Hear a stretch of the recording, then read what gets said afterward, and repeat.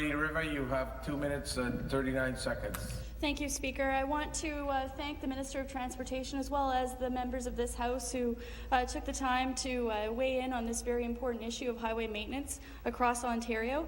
I'd like to start by addressing some of the comments that were just made by the Minister. And specifically, I'd like to start with his comments and skepticism about us needing another committee.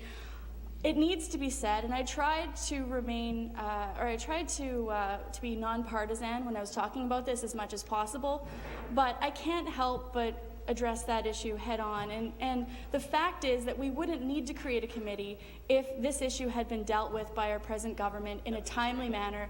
And you know, the other thing is that I think that we do need the committee because the issue is it extends beyond these contracts. Yes, it includes issues like safeties, the fines, the adequacy of the fines. I would argue that the fines are not adequate because they aren't enough to act as a deterrent to have these contractors live up to their contractual obligations. We need to look at possibly some element of bringing this in-house.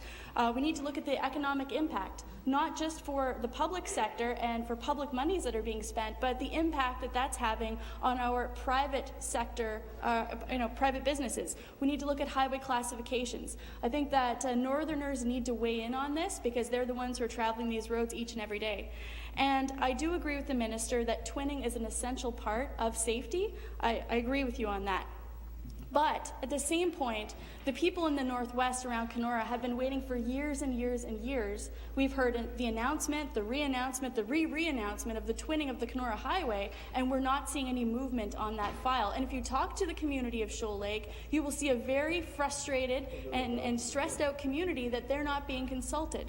So that needs to move ahead. And also, I don't think that these long-term kind of grandiose plans that we do need to consider should be what should stand in the way of us having adequate highway maintenance right now. We haven't had that twinning up until now.